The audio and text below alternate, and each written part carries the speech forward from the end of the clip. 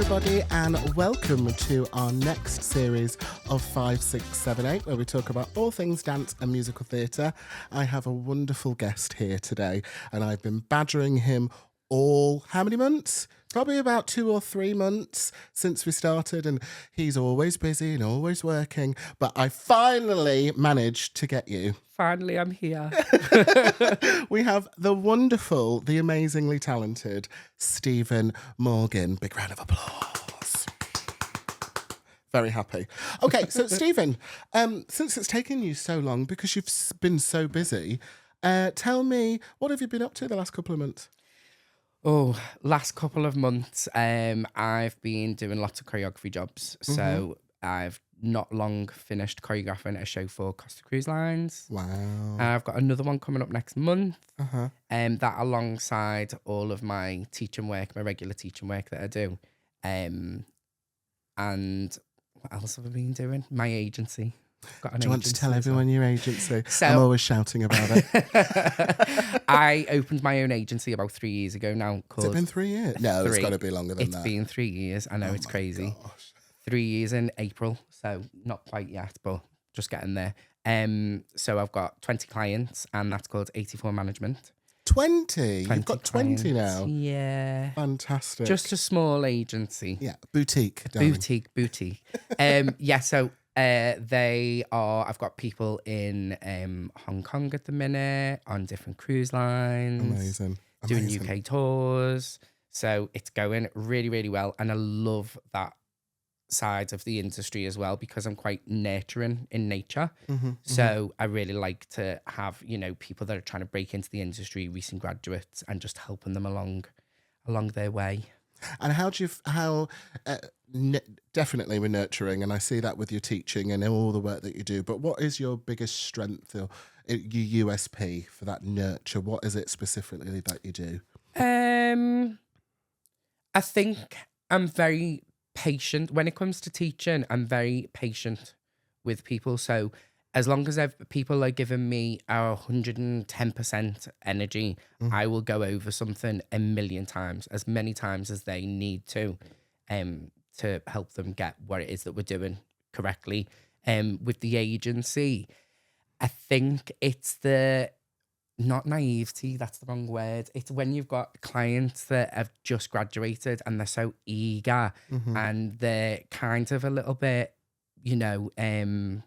out of the depths going into the industry. They don't really understand how it all works. But because I've been around for a few years, I do know a lot about the industry. So it's giving them that knowledge and just helping them along the way. I think the most important thing is so they don't feel alone. I think that's the biggest thing. Yeah, it's daunting when you graduate from college or you finish whatever training you've been doing, and then you get to the end of it and it's very much a case of, like, wipe your hand, right, go and get a job now. And you I know for me, I left college and then I was like, okay, well, what do I do? How do I get these jobs? Like, what do you do? There's a CV, go. Huh? There's a CV, go. You want my CV? No, I said there's a CV. Oh, okay, I've got, I'm like, what? Already CV? God, I can't remember. It's been that long ago. Well, we're actually going to ask you what you've done, but okay. Okay, what have I done? Anything and everything. I've been a polar bear. How much? No, seriously, I've been a polar bear. How much did you get paid for being a polar bear? I can't remember how much. Where did you? It was a long time ago. Was it outside Quiggins? So, no. On Wood Street? No, it was outside Index. Index? Yeah. Oh my God. Remember Index? I do. So, they had a big, one Christmas, their big branding thing was Indy, the polar bear, Indy for Index. I can't remember. So I wore God. a fair suit, being a polar bear. Handing out flyers? Handing out flyers, Absolutely. And was that like a regular thing, polar bear? No, it was just a one-off. But you'll remember it for the rest of your life. It was a one-off. Oh yeah, I do remember it. The costume was fab. I had little fans inside the headpiece to keep you cool because it was that thick fur. Oh my gosh. So you've done skin work? I've done a little bit of skin work. I have done other things besides being a polar bear. Okay, so I've been really, really lucky in the industry. I never pigeonhole myself as like, I'm a commercial dancer or I'm a musical theatre performer. had just really worked on being versatile. And luckily that, you know, has really done me well in the industry because I did a little bit of everything. I did a bit of TV and film and backing dancing and music videos and pantos and cruise ships and I've done a little bit of everything. So. What's your best one? People always ask me that. What's your best job? My best job? You can have a couple. Standout one, because the situation was just so random, was when I had a pillow fight with Pink at the MTV Awards. It was very random the way it all came about. Did you have pink pillows like these? No, we had white feather pillows. I was in a pair of boxer shorts. Of course you were. And it was at it was then the Echo Arena, but it was when it very first opened and Liverpool had just won Capital of Culture. So that's 2008. 2008, I remember it. Yeah. MTV Awards came over here. And you were dancing and fighting Pink. Yeah, but I'd say dancing loosely. It was a pillow fight for sure. But I auditioned for a dancer for, I believe it was Katy Perry. Yeah. And they ended up, they only wanted females. But like 2 days before the awards, I got a phone call from the agency that was holding the auditions and said, do you still want to be a part of it? Are you okay being in underwear? Are you okay freestyle dancing? And I was like, yep, fine. Turned up and it wasn't freestyle dancing. It was just a pillow fight. But it was for Pink. Absolutely. It was an unreal experience. What was she like to pillow fight with? Was she nice? She was lovely. She really was lovely. My sister was there though, because we got to have two people being like the fake audience. So it was kind of a setup like this. There was sofas and tables, and it was like a green room. So you had Beyonce, Paul McCartney. What? All of these big massive artists. You got to see all these in your shorts? I didn't. Oh, right. My sister did. She had the best night ever. It was all free drinks. She was just there as like fake audience member. Yeah. She sat on a sofa next to Paul McCartney. She stood behind Beyonce, like all these big named people. Wow. And she was just having the time of her life while I'm sat in a dressing room backstage waiting for the 5. Waiting for my boxes in the boxes. Have you got a picture of this? I do have a picture. Can you send it to us so we can insert it? Yeah. Yeah. Yeah. It was actually really cool. It just so happened that Did you keep them? The underwear? Yeah.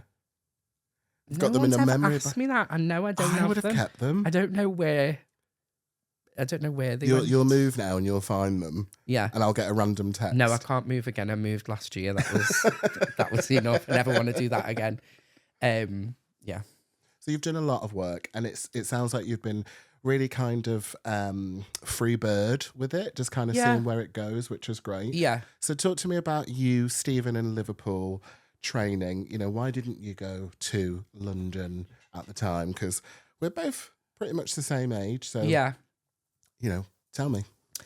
I think at that age, I'm probably into my early 20s, I was very much a home bird.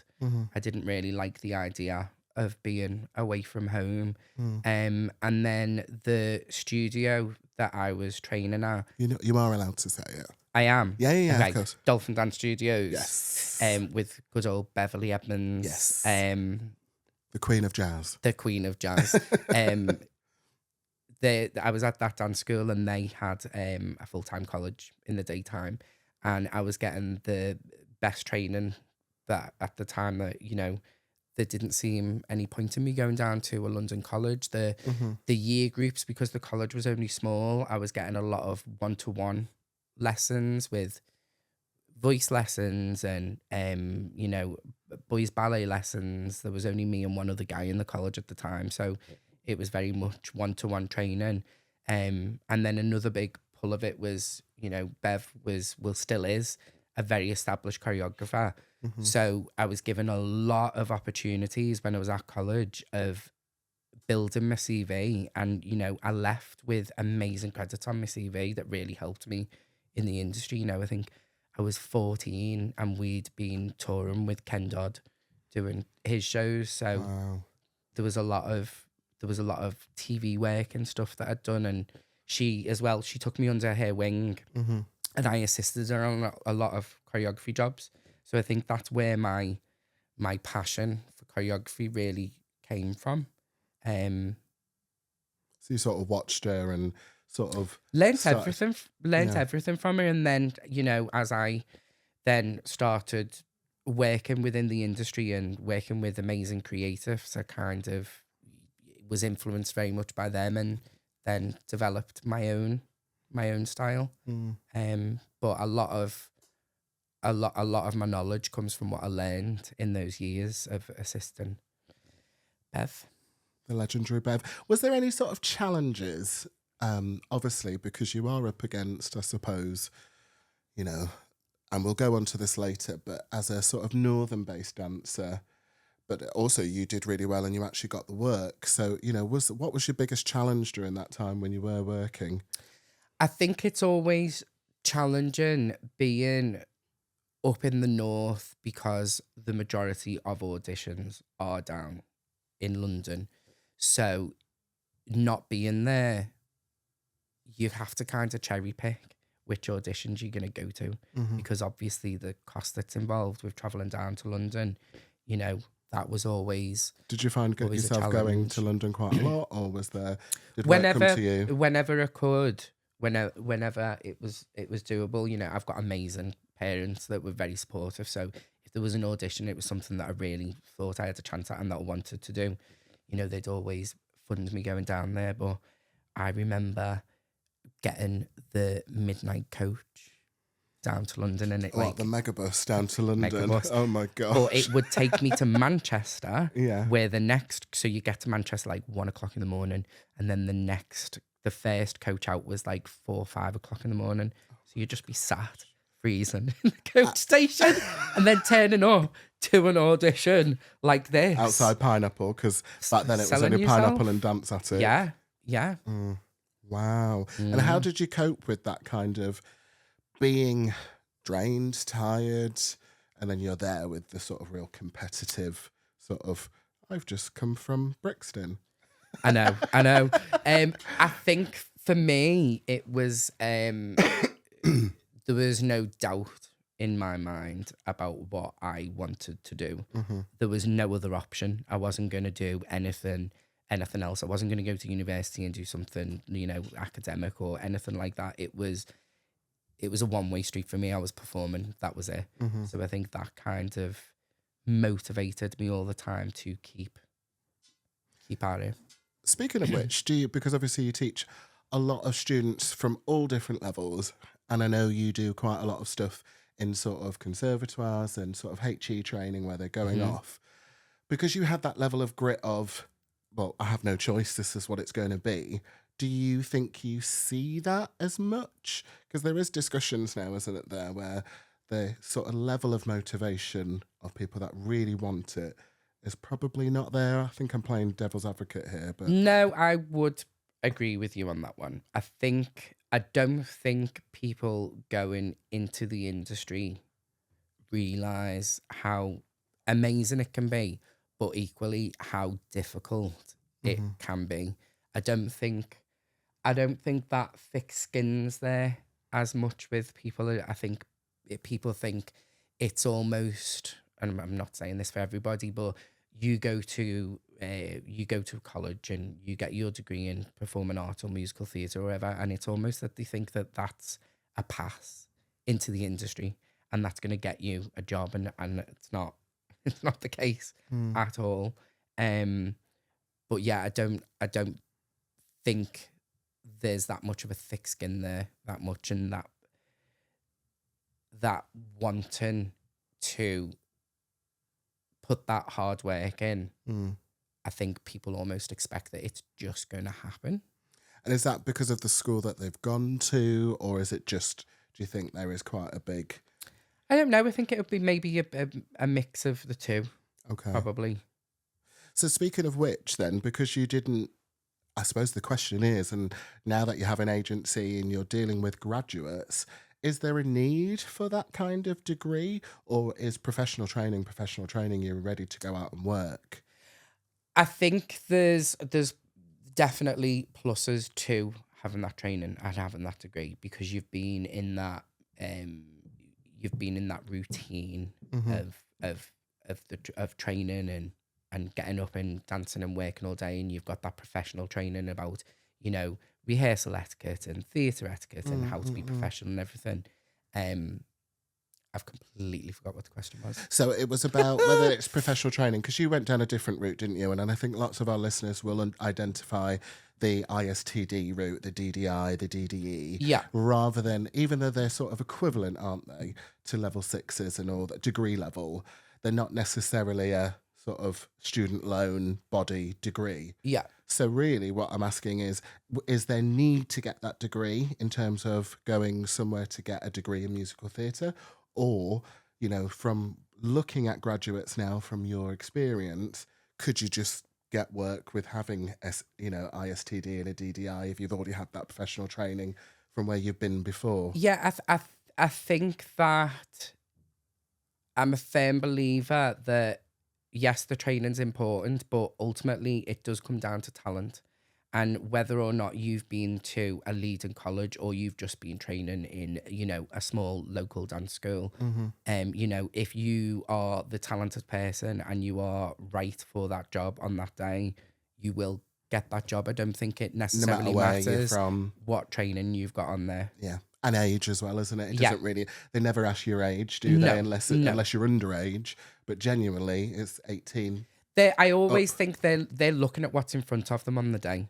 They're not looking at where you've trained or what qualifications you've got, what ISTD teaching qualification you've got. You know, if you're working for an American company, they don't know what ISTD or IDTL are, so it doesn't mean anything to them. They're very much judging on what they see at that. Which almost is giving everyone a fair chance, isn't it? Yeah, I think so. There is no kind of preconception of where you've been. Yeah. Prior to that moment, isn't it? It's if you're right on the day. Yes, there's lots of discussions of other stuff, and that's a whole different podcast. Yeah. But I suppose it is show me what 100%. you want, which is so if we went back to younger Stephen then, let's go back to, I don't know, 14 when you said with Ken Dodd, and 15 and maybe seeing friends do lots of different things. What would you tell yourself now? So if you could write Stephen a letter, what would that be?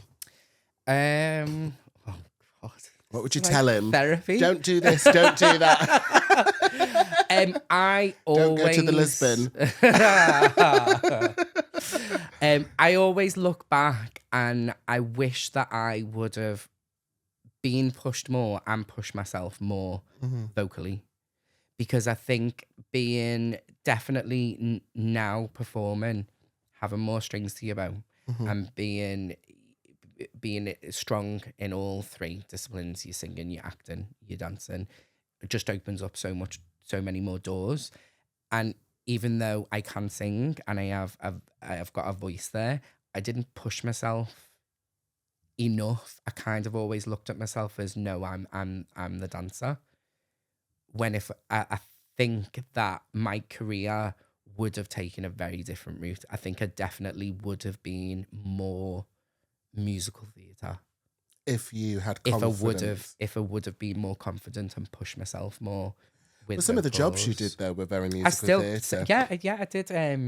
It wasn't a UK tour, but I did a professional production of Chicago where it was ensemble. So, you know, I have done musical theatre work and, you know, pantomimes and stuff where I've had to cover lead roles and I've had to do vocals, but I do think that if I was more confident at that since I've started working in the industry, that confidence grew. But I think when I was at college and when I first graduated college, if I would have pushed myself more and focused a bit more on vocals, I definitely think that I would have been more in the musical theatre world than what I have been.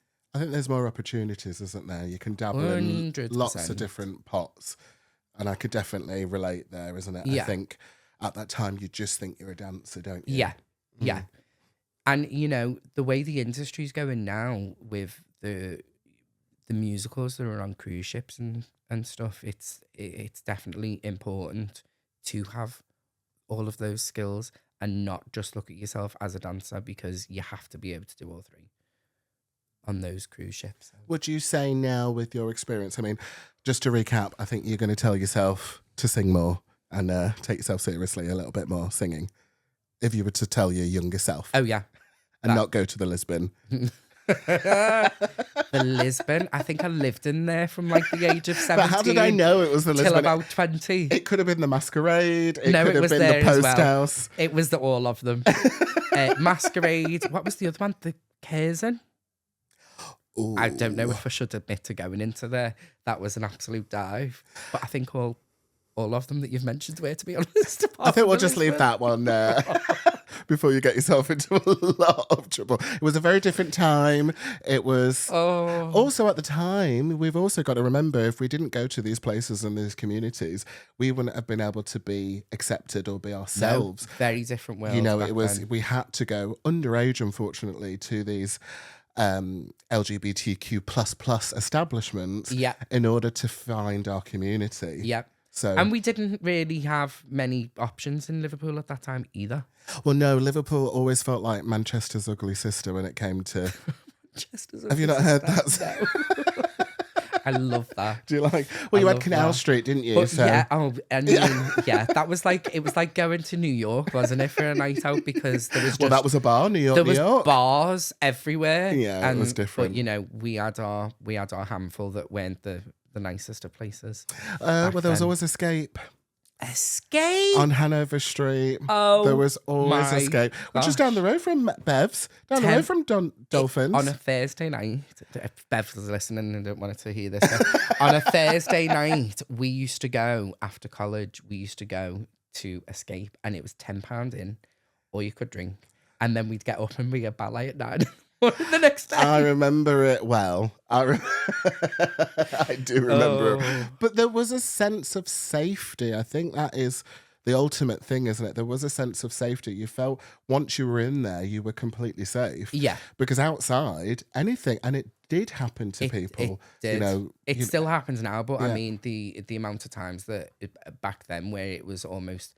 Well, it was never acceptable. People thought it was acceptable to like shout things in the street because of what you were wearing or who you were, you know, how you were behaving and stuff. It's crazy to think that that's what. But it's not that long ago. Like. I know, and it's not. It's not that long ago, no, which is I'm so young. And I always say that Liverpool really transformed for me anyway with the city of culture.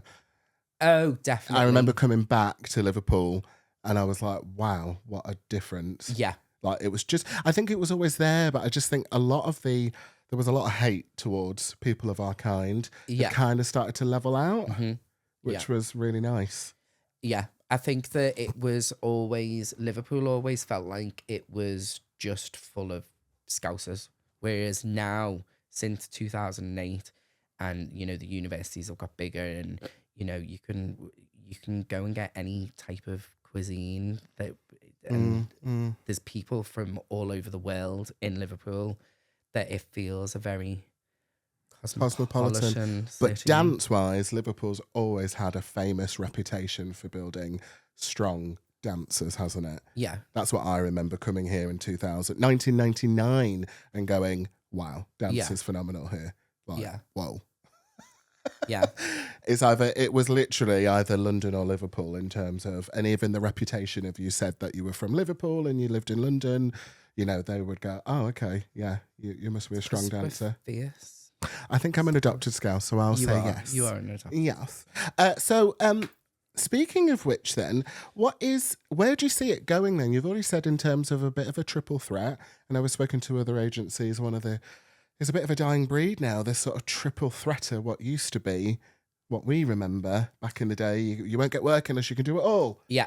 And then it kind of went sort of very heavy commercial dancing. Yeah. But now a lot of the agents are saying we're missing this singer, dancer, actor that can literally do it all. Yeah. Do you agree? I completely agree. Do you want a little bit of water? Yeah, I think we've got special mugs, look. Oh, what's yours? Very nice. Have you got a special Smash, apparently. Oh, okay. Which that musical is it's coming out on Broadway, isn't it? Is it? Is it the TV program? Okay. TV program, yeah. I think I've previews at the minute. I think I've done every single dance.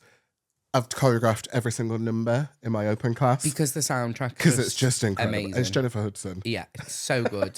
And Megan Hilty's just amazing in it. I absolutely love her. But yeah, want to go to Broadway and see that. I don't know, because the show did give me PTSD.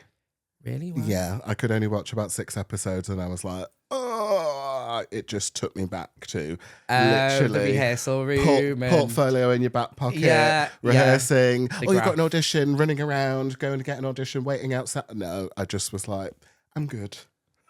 Yeah. Right, so anyway, we digress. So tell me, where is it going? Where do you think?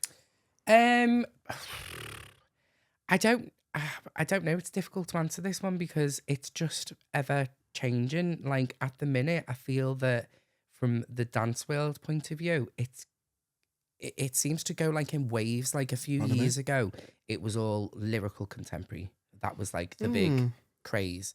And then it's been in this horrible place of being tricks. Tricky. And now it feels a little bit like everyone's wanting to do jazz, which is just I've always said. amazing. I've always said. Jazz never goes out of style. Never. But yeah, thankfully, I think The technique's coming back. the technique's coming back and the appreciation of style and actual choreography content rather than I can do 10 pirouettes, but And there's no, there's no think pointing so. fingers at the people that can do No, it's 23 fouettes into an Yeah, it's aerial, which is amazing. incredible. it's absolutely amazing. However, yeah, there's got to be more to you than that, isn't there? Because you can't make a show out of pirouette. But can you do that 8 times a week? And I think that's Can you do it in 3.5-inch heels? Because they all have the heels this far. on a moving off the ship. ground. 8 times a week, and you've just rehearsed 6 shows that day. That's something that kind of, it drives me a little bit nuts when you see it on social media and you're seeing, and like, it's phenomenal. They are getting all of these turns in. However, you look down and you see the heels like just skimming past the floor. And I'm like, get up on that because of those demi-point and turn then try and do things. it in a turning board. Those Hate them. turning boards. The only way to do it Hate is to them. have it hovering off.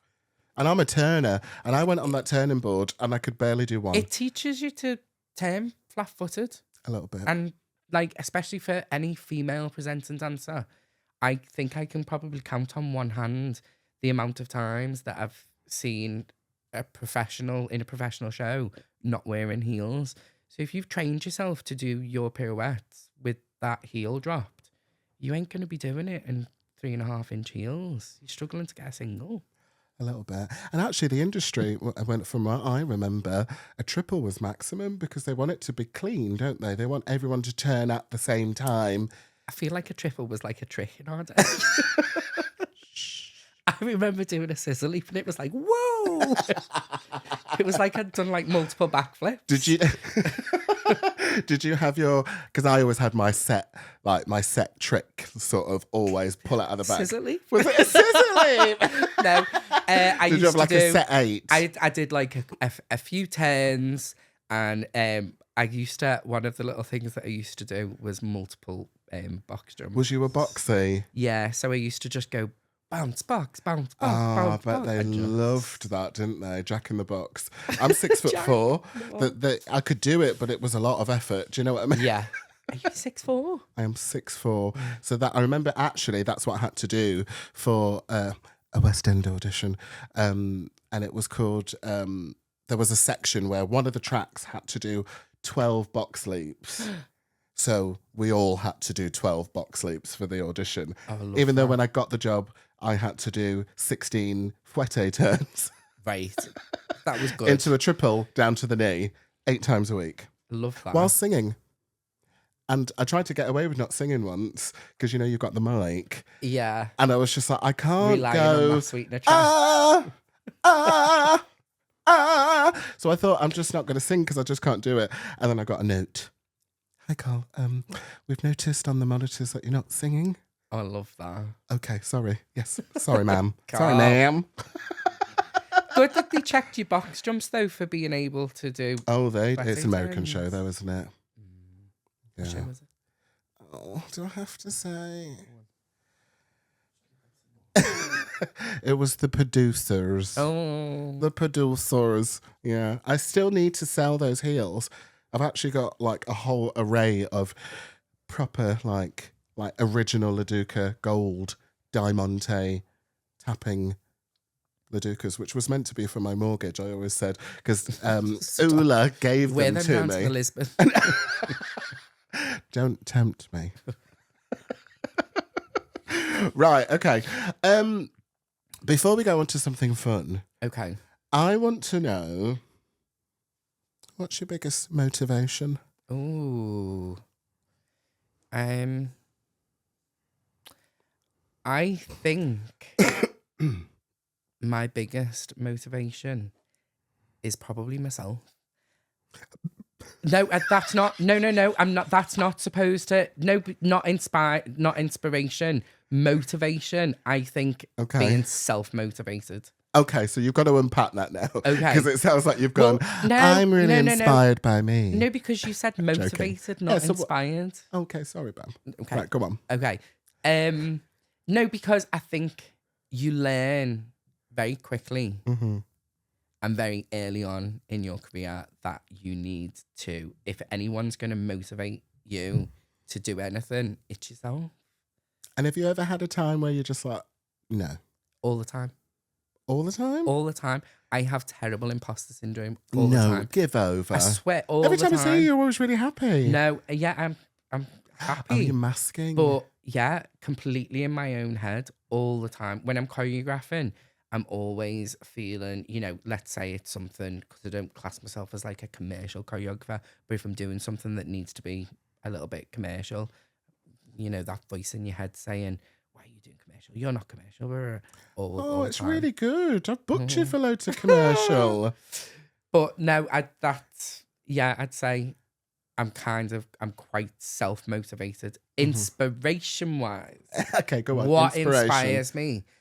Okay, so this is really cliche, but he's my absolute, everything. Who?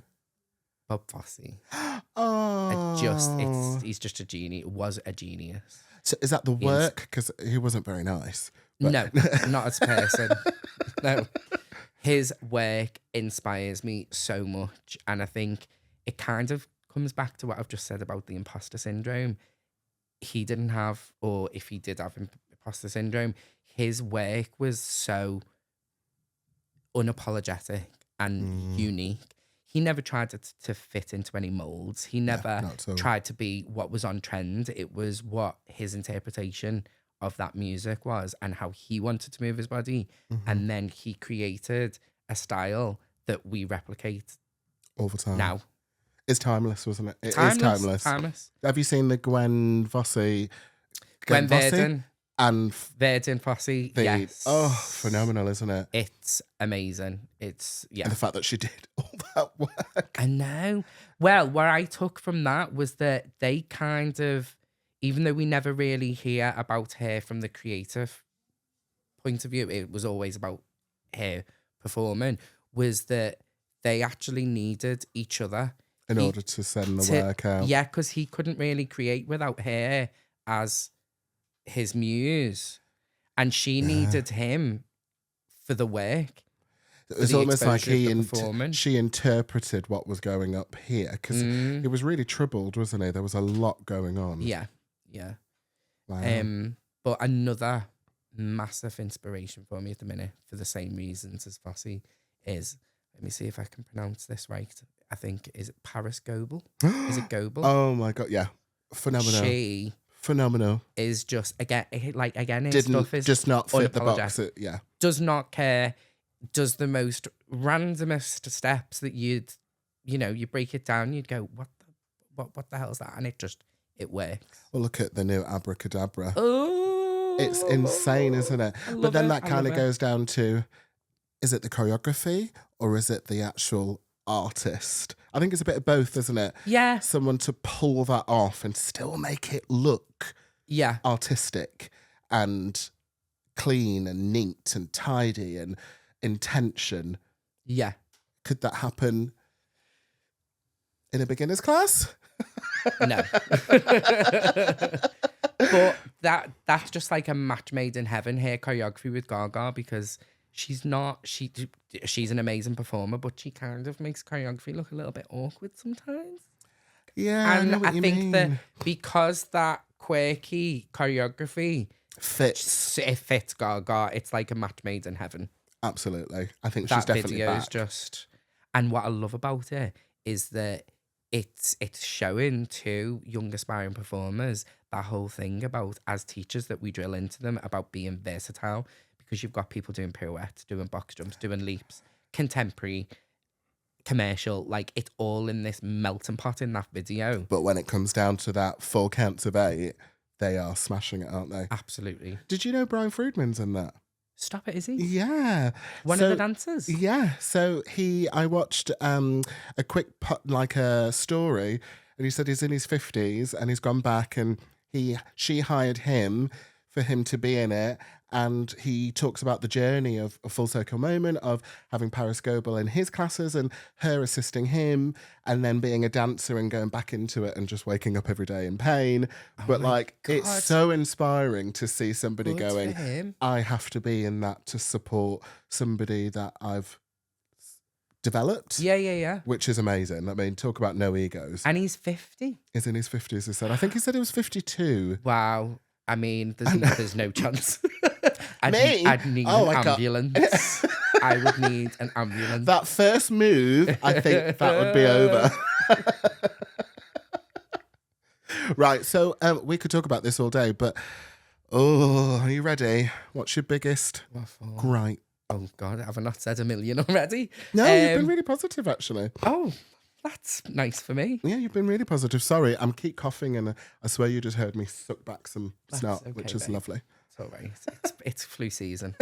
Okay. Ooh. What's the one that always comes round and you're just like, ah? Why can't I think of anything right now? Because I put you on the spot. I think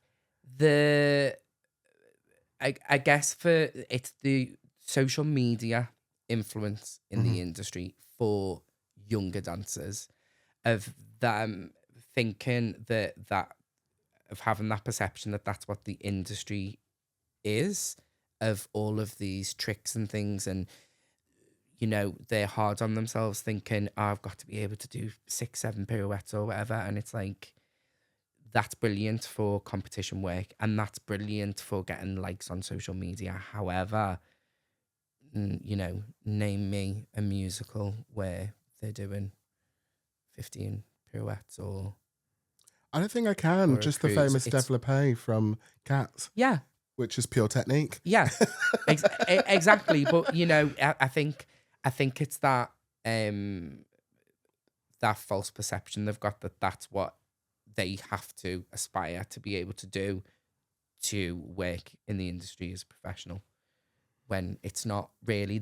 It's brilliant at having tricks and having those extra little strings to your bow. That is, and that's going to set you aside from somebody in rehearsal situation or in an audition situation, but it's not everything. Do you think social media as a whole is quite detrimental to young aspiring emerging artists?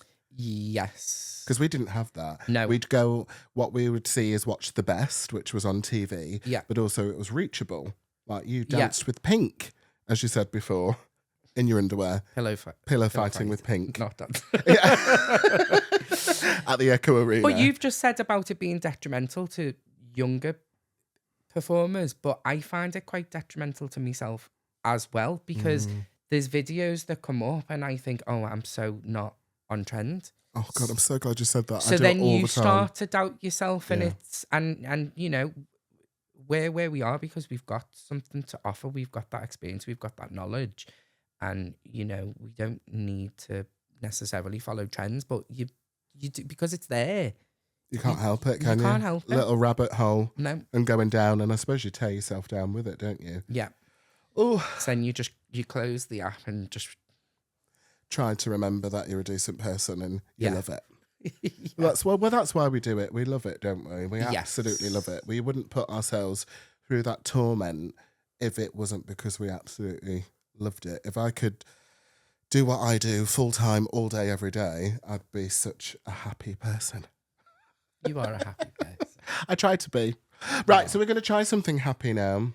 Okay. Are you ready? So this is our roulette wheel. Ooh. It's here. Okay. Oh, and we have some music as well. Oh, what have I got to do? So there's a theory card and a move card. Okay. So I don't want either. we've had some brilliant interpretations. What's the third option? There is There is no third option. Okay. Okay. Are we ready? So when does it land on? Are we gonna click in a minute? Oh, here we go. Oh! Nice little jazzy music. Oh, yeah. It took me ages to find this. Oh, it's a theory. Oh, dear. Oh. Oh, no. This is where I'm going to get exposed as a fraud. Were you teaching theory? Okay. Oh, dear. Right, so pick a laminated card and give us your best opinion or your best interpretation. How do you think body language in dance differs from everyday body language? Oh, that's quite nice. Oh. How do I think body language in dance differs from everyday body language? I mean, I guess it doesn't really, apart from music. Okay, we'll take that one. I don't understand the question, Carl. Explain to me so I can answer it properly. So it's asking you what's the difference between dance body language? I don't know why I did that. And like normal body language. There's a lot more fluidity to the dance body language, isn't there? Yeah. You feel it, don't you? You feel it. It's got to come from within, from passion and music. There you go. You answered it. 2-1 on that degree. Right, let's try it again. Let's get a movement card. Blunt, what? Oh, never mind. Music. Let's try and get a music. It's just music. So matter of fact. Go. What's the ready next for one? another one? Thank you. Oh, don't worry.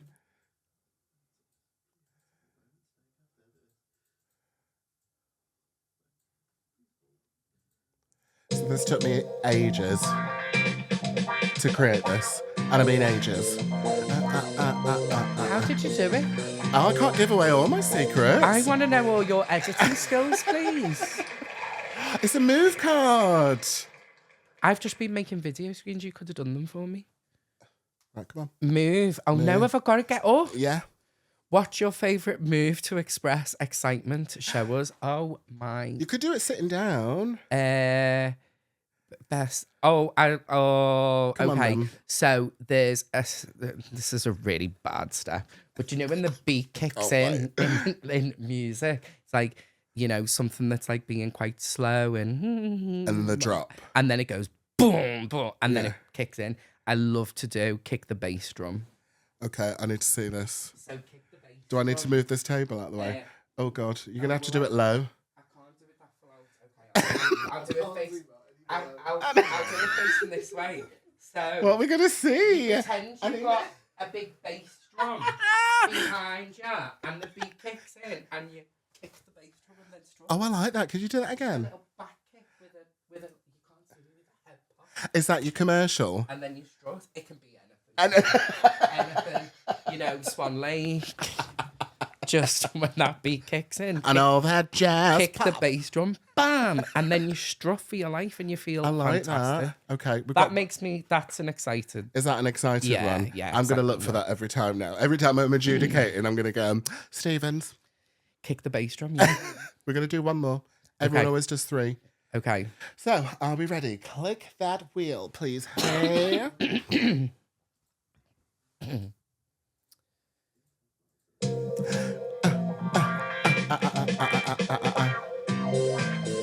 That's really good doing. Do you like it? Graphics design? Thanks, Theory. You can sit down. But I'm going to give you a move. Sorry, because I loved your move. Oh, no. It was great.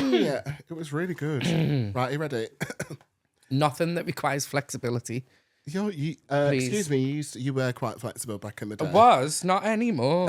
Dance like you're bursting with energy. What does that look like? Kick the bass drum. No. But it is. That's my You must have like a starburst or... What's a starburst? I'm not doing it. Is that your move? No, I think mine is glove. Oh, I do love a little glove in a into jazz. a turn with the I head. do love that. Dance like you're bursting with energy. What does that look like?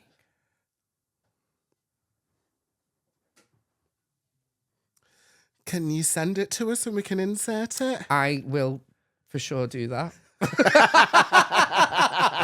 That's never going to happen. 3 months to get you on. 3 months to get that insert. Right, my darling, this is the last question. Okay. I really hope you've enjoyed it. I have enjoyed it. Have you? Good. Yeah. I'm just trying to Probably think going to watch it back and go, what are you talking about, No, Stephen? you won't. No, you won't. When I heard the first one, I literally had to go downstairs and Daniel had to watch it. Why? Because I can't hear myself. Oh, I didn't even think about that. I hate my voice on a microphone. Yeah, so I had to go downstairs. I was just thinking, before we go to the last question, how long have we known each other now? Because I still remember the first day I met you, which was at Bev's, which is at Dolphins. And I know you were on that door and you were like that. No, that can't. You must have caught me in a bag. Yeah, I don't pout. You were there like that. Me, yeah, that could have possibly been me. Okay, right. That is, you're going back 20 years. So it would have been, I remember, because I used to teach. But that's when we've met in passing. When we passing. first met was at a house party. It was yours. It was my house party. Oh, yeah. Yeah, and then from then on, it was, you got me into teaching, then I just never... You never left? No. No, you teach Part for of Mel. the furniture. IC Theatre, which is not IC Theatre, it's Performers now. Mm-hmm. You still there? Yes. Oh, fantastic. Mm-hmm. So, let's question. I've asked quite a few places. I know colleges. you are. I know you are. You're spread around. I am. So, the big question I ask everybody, especially if you're up north, Liverpool or London? Oh. In terms of dance and work, and because this is a really big question for people. It's so tricky because I think that both have got their own little advantages. From a work point of view, obviously there's more down in London. However, there's a lot happening in Liverpool. There seems to be getting more and more all the time. Yeah. But from a dance point of view, see, in London, you've got those open dance studios where you can go and take class any time of the day, any time of the night, any style. And whilst actually, I can't really think of that many open classes apart from Melt up in Liverpool. They're like really just an open class. Normally, you know, if you wanted to take a class in the day, you've got to go to a college or something, or you're gonna go somewhere that's affiliated with a dance school or with a college or wherever. It's not like truly open class apart from Melt. Sure. Yeah. Yeah, there are others, but yeah, absolutely. Okay. In terms of jazz and musical theatre, yeah, absolutely. So obviously, you know, but not during the day. No. But there isn't a need. We say there's a need, but actually life gets in the way. Yeah. So people have to work, they have to get jobs, they have to muggle jobs, I like to call them. Muggle jobs? You know, so they can't just go on a Wednesday at 3:00. No. Like you can in London. Whereas in London, if you want to go and take ballet at 12 o'clock, there's a ballet class. If you want to go and do samba, and you know, you can do samba. From that point of view, you know, London's obviously, there's a lot more variety and options there. However, I think that up north, maybe it's a little less intimidating when you're taking class. 100%. Because, I do agree. you know, you have to think with Liverpool, you're going to have people at class. Or Manchester. But from like surrounding areas. Whereas you go down to London and you've got people from all over the UK, all over the world that are down in London trying to, you know, get that break into the industry. So you go into classes with a lot of talented and judgy people, maybe. Judgy. I can imagine. Or people actually in a show. I was in a show and would take class. And would take class to keep, yeah. And that's really intimidating when you find out you're taking a class with Scarlett Strallen. Yeah. Yeah. But I think that... Who's incredible. All the Strallens are phenomenal. And Summer, we adore you. I know she follows Mel, and I just think she's amazing. Oh. Yeah. And she's never met me in her life, but I follow her. She follows us, and I always like it. Fab, on the podcast. You what? Get her on the podcast. I'd love to. And she's also with somebody I used to dress on Grease, which is just full circle. Yeah, Danny Baines. Danny Baines. And they were together, and I think they're having a baby, or they had a baby, which is so strange because you're like, I actually used to dress you, and it's so weird. Yeah, full circle moment. Full circle. So you were saying... What was I saying? I can't remember. Different Liverpool, London.